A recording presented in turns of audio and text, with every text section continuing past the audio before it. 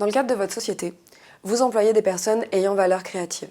Ces personnes peuvent être en stage, en CDD, en CDI ou toute autre forme de contrat. Dans ce contexte, afin que l'entreprise soit bel et bien propriétaire des activités créatives, inventives de vos salariés, le simple contrat de travail ne suffit pas. Il est impératif d'aménager de façon plus précise le transfert de droits, on appelle ça une cession de droits, du salarié vers l'entreprise. Dans le cadre d'un contrat de travail, quelle que soit sa forme, il est possible d'intégrer une clause de cession de droits.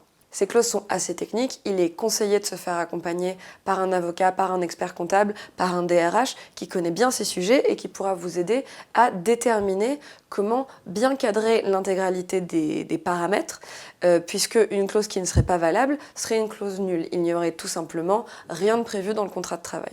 Si le contrat est déjà existant avec un salarié qui exerce une activité inventive et que vous n'avez pas de clause de propriété intellectuelle dans son CDD, CDI, etc., pas de panique. Il est possible de procéder par voie d'avenant qui sera signé avec le salarié et qui aménagera la cession de droits entre le salarié et l'entreprise.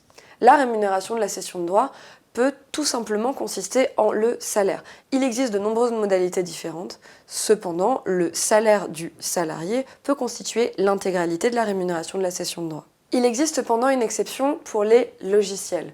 En effet, par exception, les logiciels ne sont pas soumis aux mêmes obligations de formalisme, de clauses, etc. Et ce, sous 3 conditions.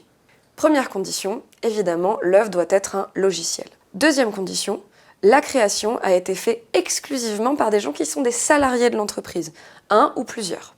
Troisième condition, le logiciel a été développé pendant le temps de travail, avec le matériel fourni par l'entreprise et à la demande expresse et sur les consignes de l'employeur. Si toutes ces conditions sont réunies, et exclusivement si toutes ces conditions sont réunies, il n'est pas nécessaire d'avoir une clause de cession de droits en bonne et due forme dans le contrat de travail.